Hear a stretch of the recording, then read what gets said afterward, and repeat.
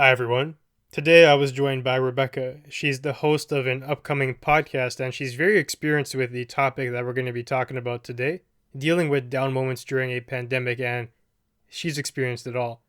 Going through a layoff, losing friendships, going through dealing with the stresses of social media, and she was willing to share that with us. Hopefully, the audience and people listening can gain from it. There are a lot of great insights and tips that can help you deal with whatever your situation is, even beyond just the pandemic. So, without further ado, here's Rebecca.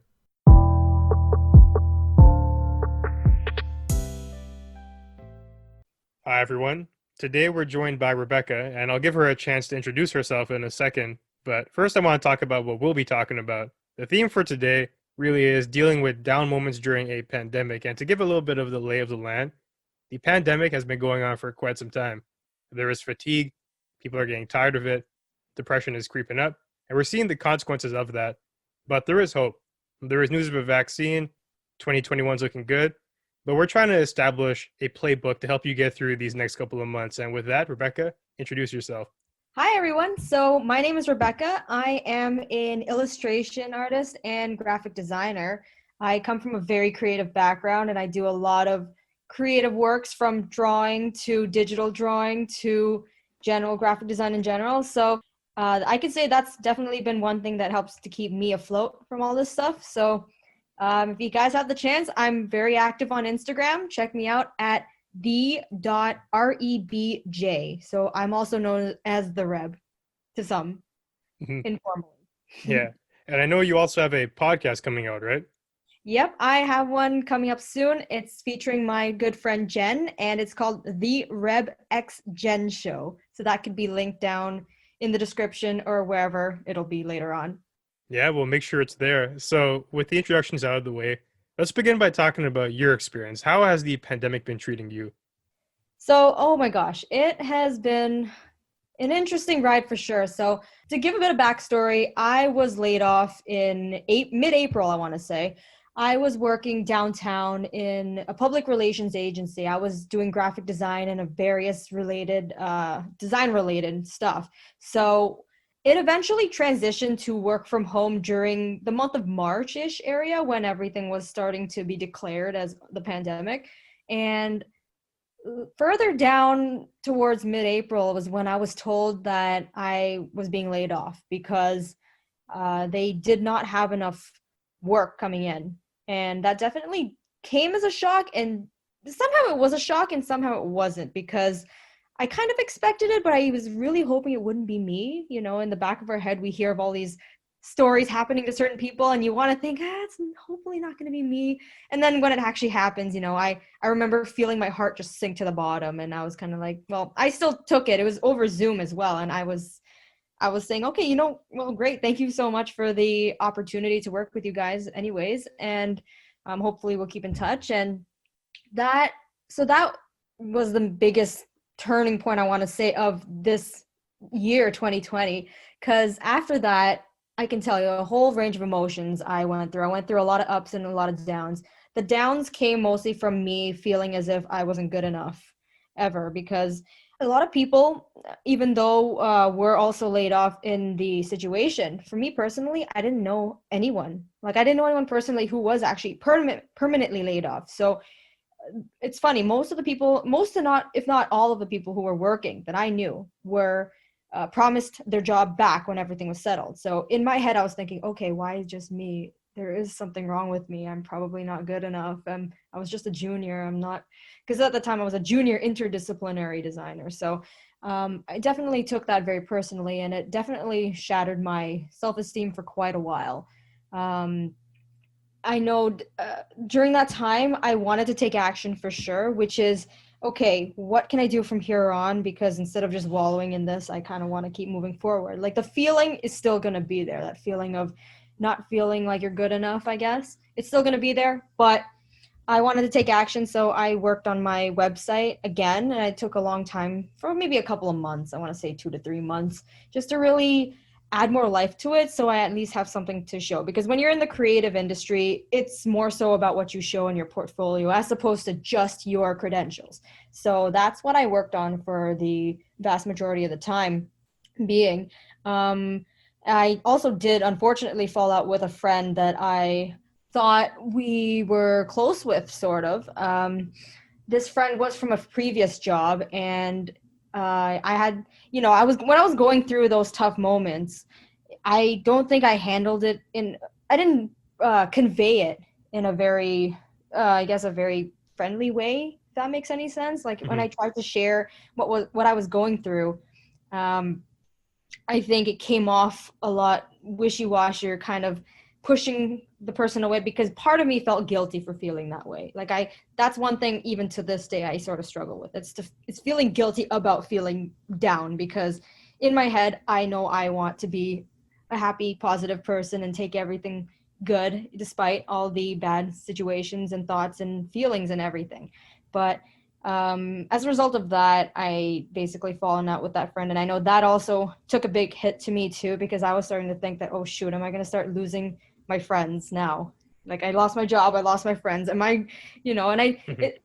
it's funny hearing the stories of other people who are going through the experience. Again, like I had my parents who were telling me, oh, there are other people going through this kind of thing. But the fact that I didn't know anyone personally, to me, just, I didn't believe it. In my heart somehow, I don't believe something unless I see it or I hear it personally. That's always been kind of my kind of thing. So during that time, I tried different things. I tried to change my schedule a bit. I tried to write down my thoughts and try to really articulate what was going on in my head. Um, I know all the way up until now, I do want to say I've come a long way. And actually, there are a few main points that I want to share that I found that helped. And actually, there's one particular thing, and I think I'm going to mention first. So I was watching this video, and this is by Andrew Kirby on YouTube. Now, he stated this point that I think was kind of changed. I want to say changed my life, but I don't want to sound cheesy, but it kind of Hmm. did. It's to really shape your environment according to how you want to proceed. So we're thinking as opposed to, let's say, let me pull out an example.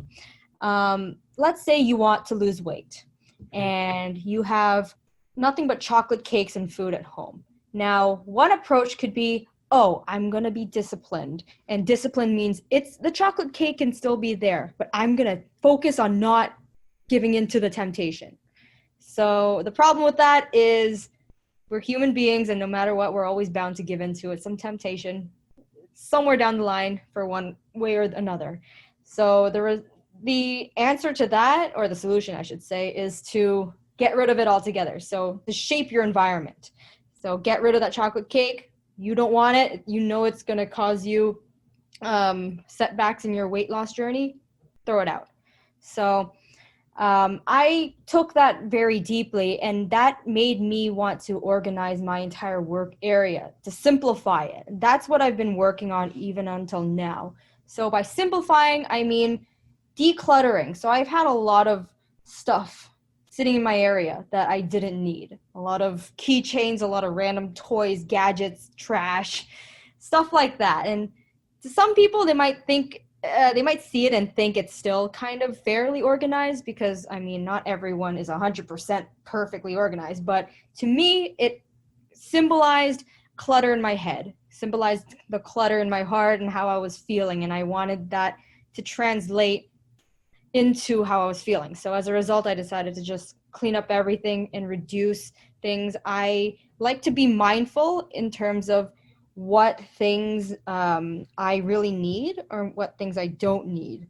So anything in general, it's good to really think about um, how how it serves you, really. So another thing that this brings me to is social media. Hmm. So big one, and I can say for the many years I've been on it, even till this day, it's sometimes a struggle to put it aside. Sometimes a struggle to, some people will just delete it altogether if they need to take a huge break. So in my situation, I can't really afford to do that, because a lot of my business, my networking on all of that relies on social media. So there's a bit of a struggle there. If I throw that aside, I don't really have anything else I'm building. So there are workarounds to it that I found helped, which is first of all writing down in my book. Um, this is a bit of a digression, but writing things down for sure also really helps. Like writing down plans for how you want to go about living your life or going about planning how you're going to overcome certain obstacles because it is proven, though, scientifically proven, that when you write something down, it sticks with you and it's more personalized as opposed to just typing everything out. I mean, to some people, it will work for sure. And then I found for me, it worked half the time and then it eventually fell out. So, what I would do is basically write down the plan. Okay, how much social media am I going to use? When I'm working, how many times am I going to check my stories or anything? And I actually say zero. So, for the time that I'm working, I place my phone face down away from me. So at least it's out of my sight because I think a lot of us develop that habit to pick it up when we're bored because our attention spans are shorter now and we're so used to always being on the go and always trying to feed that dopamine rush really because Hmm. um, especially during this time there's a lot it's limited us to what we can do. It's like either go outside more go outside and then I mean today's snowing so Yeah. maybe go outside if you like the snow a lot and you don't mind the cold. But if not, you're going to be indoors. What else are you going to do? Like, there's nothing wrong, of course, with every now and then, going on social media, watching Netflix, enjoying your life, really. But there comes a time where that in excess just doesn't serve you and you can eventually feel it. So that's definitely something I've been trying to do, just constantly writing down um, different ways. And of course, this is different for everyone because depending on where you are in life, where other people are, you have different struggles, different goals. But important thing is to at least sit down, set some time aside, and just think about, okay, like really think to yourself, what needs changing? If you feel that feeling, like the moment you feel a down period or you feel even if depressed, anxious about something, think about really think and try to pinpoint what exactly is causing that because it's only from there once then you can start making that action, then you can help pull yourself out of it because for as long as this pandemic's going to be around, honestly, I think this is going to be a bit of a cycle. Like I don't in the past I used to think it was linear, like, oh, you getting better, and then all of a sudden you're up here and then you're just here forever. But turns out that's not the case. You'll go up, then you'll go down, you're up and down. Sometimes weird thoughts come to your head. Sometimes you get really paranoid or really anxious. You hear a lot of news, stuff Hmm. happens, and it's a lot of stuff to take in all at once. And our sense of security, just especially for a lot of people, it just hasn't really been there. So it's all about being able, of course, to control what we can and just focusing our energy on that. Yeah. um yeah, but overall it's definitely been one hell of a ride. I can't There were many times I was just feeling down, feeling mostly anxious. For me, I'm more so on the anxious side. So a lot of things that, the future, I think about the future a lot and what's going to happen with my life. Like I had a whole plan for 2020, what I was going to do and how I was going to make it. I thought I was going to be in my company and just climb the ladder and become successful, and all of a sudden I'm laid off and now I'm in this area of working with a bunch of people on my own, freelance, kind of taking it slow. I mean, to this day I still sort of doubt myself into what am I really doing? Like, does it have to be making six figures, a lot of money? Do I have to focus more on money? Do I focus less on money? Do I focus more on being a better person? What is all this stuff? So all of that stuff would constantly go through my head because for me I was like a very anxious person. But again, that's why I come to writing it down. Like, okay, what's going on? And really just, yeah, from there on, just figuring out um, what I can do from there. Yeah. Thanks for sharing all of that. I think you hit on a lot of amazing points there, and there's a couple I want to circle back to. The Yeah. first thing that struck me was when you mentioned you hear about these bad things happening to people, like being laid off, losing friends, but not knowing someone else who personally has gone through it makes you feel somewhat alone. You start Yes. to wonder if it's only you. And Yeah. I'm happy that you were able to share these personal stories because I've heard from my own viewers and people online that they've been laid off, they've lost friends, and they're wondering, is something wrong with me? Is it, what's going on? But the truth is, it's very normal. We look at the stats, they tell a story, massive layoffs, massive hardship, but to have that personal tale from an individual telling you, yeah, it's happened to me too, that's a lot better. And it's Yeah. funny, we live in this world of supposed connectivity, mainly attributable to social media, but we are still rather isolated, especially during the COVID pandemic. Everyone's at home. You can go onto social media, but it's not the same as personal stories, personal exchanges, and interactions like that. Mhm. Now, to the viewers out there who have been laid off, who have lost friends, and who are struggling with that social media element, maybe you can give one tip for each of those hardships. So, someone's been laid off. What's the first thing they should do? Someone who has lost a friend because of the pandemic or complications, what's the first thing they should do? And someone who is trying to figure out how to manage social media because it's making them feel stressed out, what's the first thing they should do? Yeah. Okay. So if you were laid off, I think the first thing I would do is see it as a blessing. And this is going to sound really hard, but in a sense, I try to think of it from a more symbolic approach in that, okay, you know what, maybe in a sense this wasn't meant for me, and maybe there is a better job out there, maybe there is a better future out there, maybe if I were to continue down this path it might not have been as good, no matter how good you had it at your job. I can say that's something I've to this day still been feeding myself, like that thought altogether. And in a sense, it has served me better if I really step back and look at it, because now I'm working with a whole bunch of different people. I'm doing much more of what I like to do versus working in a company doing what they require me to do. So I know for me, I found that. So I think it's really about knowing yourself, knowing what you're good at, what really makes you happy, and really thinking about that job and whether, like, reflect on it. Did that job really serve you? Did it really serve you, or did it really not? Now, I know I'm fortunate in the sense that I have enough money saved up from the past, so I could afford to be laid off in a sense, like financially. It was more so an ego hit, more so of a um, self-confidence hit that I took, but I know for a lot of people it would be definitely a financial hit. And I mean, I know that there are many other different jobs that are now, like, they now exist. Like, one of them I can think of that my friend is working in is delivery driving with the Amazon.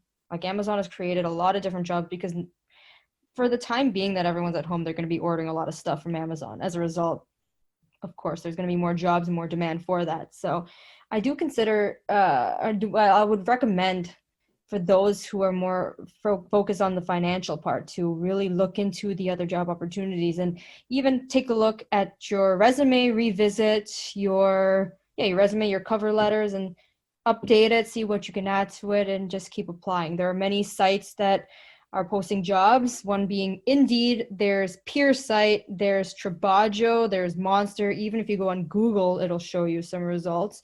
There's, I think, Angel List, I want to say. Like, there's a lot of them out there. Like, I've explored quite a bit of them, and some are good, some are not. So I think, especially with the internet, we are fortunate that we have all of these opportunities, and a lot of times we tend to not see it. So I think we really have to spend some time with trying to recognize where our capabilities are, where our opportunities are.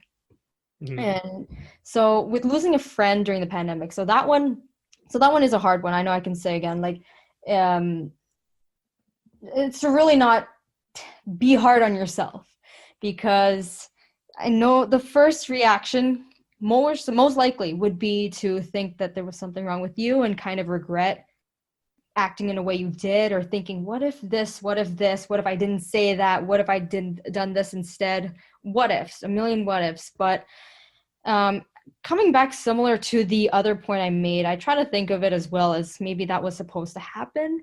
And I'm not saying to, like, if you don't, whether you believe, you don't believe, you're spiritual or not, in these kind of things is one thing, but I say it more so as a feeling for oneself, to just think, okay, you know what, this is one friend I lost. Now, what can I learn from that experience? How can I improve? Because think about it, that's the only way you can get out of there. It's the only way you can be better. Like, how else? If you don't, it's either you learn from it and become better, or you either stay neutral about it, like, whatever, maybe it wasn't my fault. And in some cases, it probably was the other person's fault for sure. And in that case, then at least if you know for sure that it was their fault, you don't have to feel as bad. But if you are in the situation where you feel guilty, you did something bad, okay, how can I be better? How can I react next time? And in a sense, I think this kind of thing makes you feel like you're serving your future friends. And they would probably be grateful, like symbolically. You want to think that for the one loss, you can gain many more. So I try to think of it as that for sure. It definitely pushes you in that trajectory. And I think it's something to constantly remind oneself of. And circling back to the point of writing things down, if it really helps, write down, okay, be really serious with yourself. Is there something like, what can you improve? Is it your patience with waiting for other people's responses? Is it your lack of understanding towards other people or empathy? Is it you not being able to listen to the other person? A lot of those things can be considered, and all of us can improve in some way or another in those fields. So no matter what, it's always good.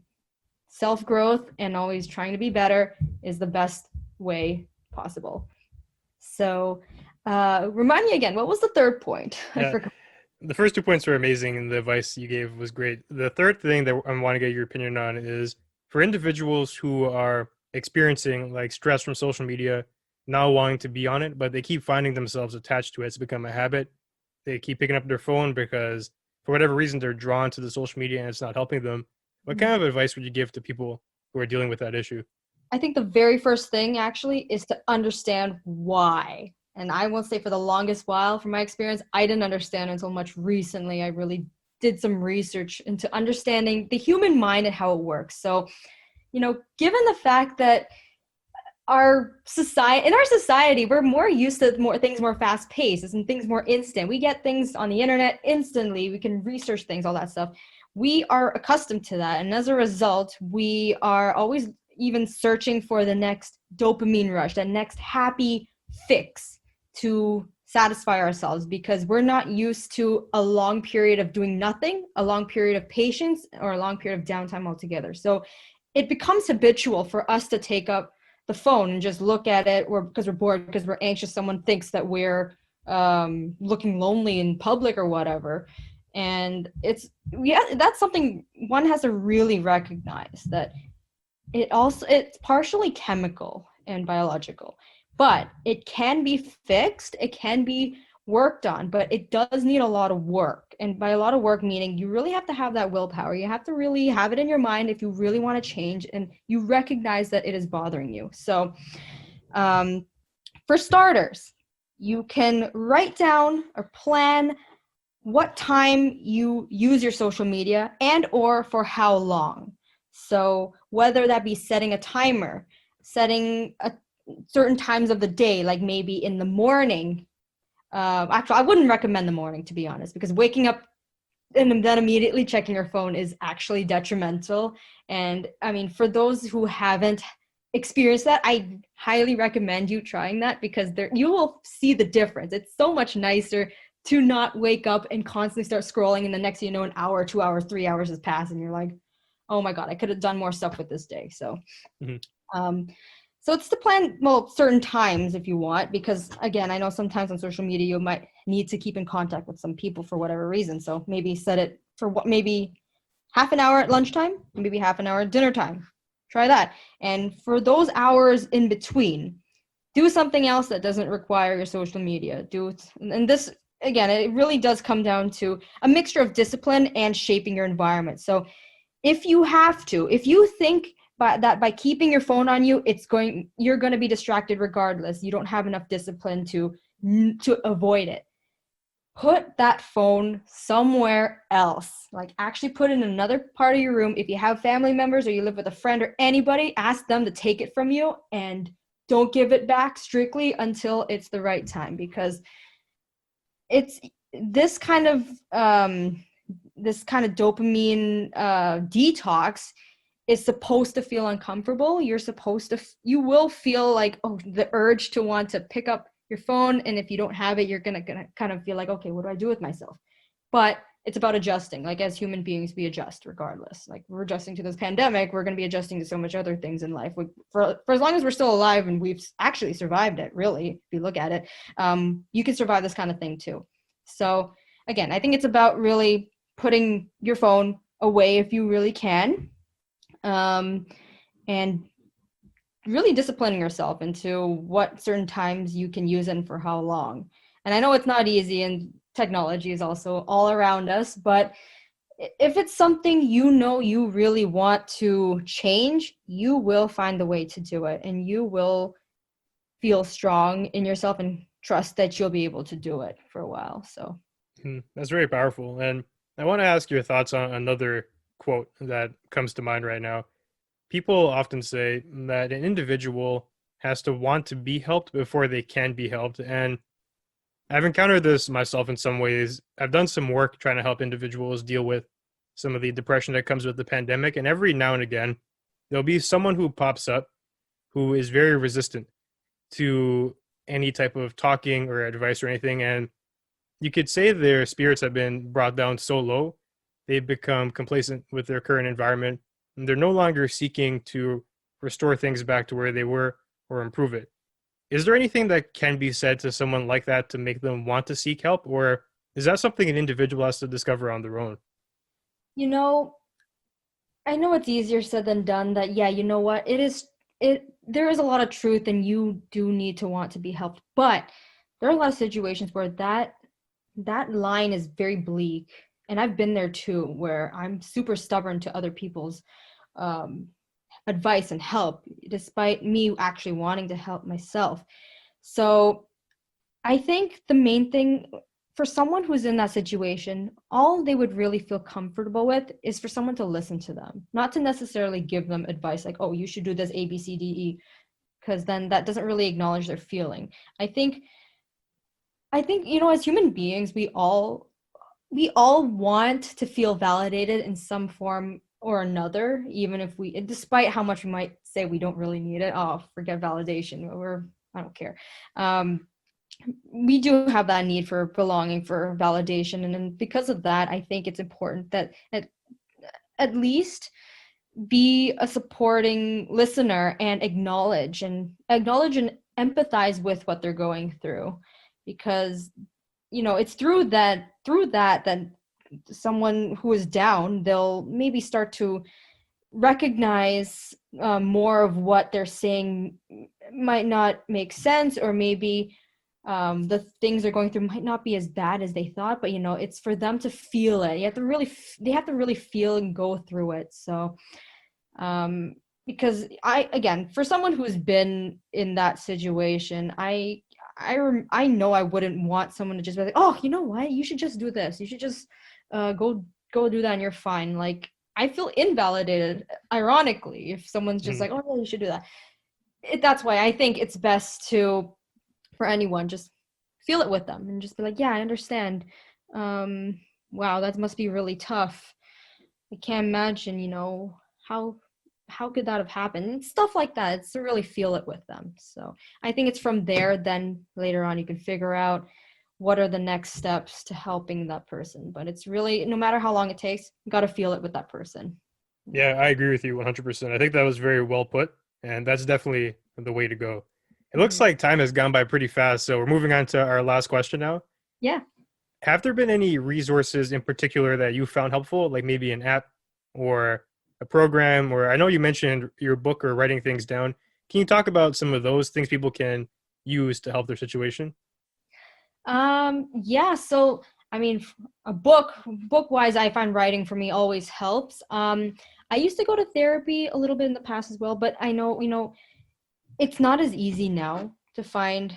Well, for one, if you have the money, perfect. Please find, you can do your research and find maybe your home hospital that has, or your local hospital, I should say, that has a therapist that's willing to work with you. But in the case that you don't have enough money, I know there are there's apps like BetterHelp out there. There are a lot of YouTube videos out there. Well, BetterHelp I think costs money. So again, if you have the money, perfect, do it. If you don't, YouTube. I say YouTube is your best friend, actually. So two things I want to say actually that I do most. One, of course, is writing down things as much as I can. Two is YouTube. So what do I watch on YouTube? Well, it always depends on how I'm feeling and what I want to hear. So a lot of times I'll just key in a certain feeling I'm feeling. Like it could be lost friends, it could be single in your mid 20s, it could be what to do during the pandemic, depression during the pandemic. And it leads me to a lot of different videos that people have posted. And I like to listen to them, especially as I'm doing something, because I find that I absorb it better that way. And it's mostly the feeling of knowing that you're not going through it alone, because I can say so many times I've been constantly feeling like I'm alone in this and I'm going crazy, and then it plays on itself. It becomes like, oh shoot, I'm going crazy, and then I feel sad that I'm going crazy, and then it becomes a cycle, and it's terrible. So it is important to I think watch a couple of videos on other people talking about their situations, not necessarily looking for a solution, because I think when it comes to things like this, it's hard to find one concrete solution. We're not robots. You can't just be like, oh, not like 2 + 2 = 4 and then everything's done, right? Hmm. It's not like that. So like some YouTubers that I like to listen to personally are, okay, one is Lavendare, Lavendaire. So she talks about really how to being better, being positive, being happy in your life. And she talks about her experiences of when she was in her 20s and what she did up until now. She's, I think, 30 or 31. And she's a very positive, very light person. And she talks about a lot of this really good stuff that I think a lot of people can really benefit from. Another one I also listen to, this one is more so theoretical and it's very informational too. So that's how I would learn about for example, the method of shaping your environment as opposed to just trying to discipline yourself around the thing. That would be Andrew Kirby. Another person would be Matt Diavella, and I think he is a verified YouTuber, so I think it might be easier to find him. He talks about, simple ways to reinvent your life, or simple ways to really shape your life and do these things differently, and it really helps. And it's not like something to pressure you to make you feel bad if you're not doing it, because I can tell you I've gone through times where I found other videos that I felt guilty for because I wasn't following it. It's kind of weird. Like some informational videos might make you feel guilty, and some might actually teach you. And I think the ones to find are the ones that really understand that it's okay to be down. It acknowledges that it's okay to have your lazy days. It's okay to fall back every now and then. So yeah, it's mostly just watching those videos, keep as much as I can as I'm doing my stuff, finding new hobbies, and finding new hobbies while listening to the videos, listening to podcasts as well also helps. And just constantly writing down little things, little notes for yourself, maybe little goals for the day and what you can accomplish. And it's that stuff, I mean, it won't like necessarily heal you from everything and then everything's going to be good again, because every now and then we're going to go up and down, but these things, you'll be glad you did them, as opposed to going with your depressed moods and falling down with it altogether. That's awesome. Thanks for sharing that. And before we conclude, are there any final thoughts you want to put out there? I definitely well, I think, trying to think, what are any thoughts? I hope everyone is doing well, and I am always open to talk with all sorts of people going through all sorts of things, because I myself feel alone in this a lot of times, and I love to keep in touch. So hit me up. Yeah, maybe toss out your Instagram handle one more time. Yeah, so it's at the dot reb, well, rebj, so THE.REBJ. So yeah, you can message me on Instagram. We can talk about anything. I'm always open. Yeah, and I'll put out that same offer, as my audience knows I'm open to the conversations too, and they know where to reach me. So thanks for spending the time and talking with us. I think this was a great conversation, and people are definitely going to benefit from it.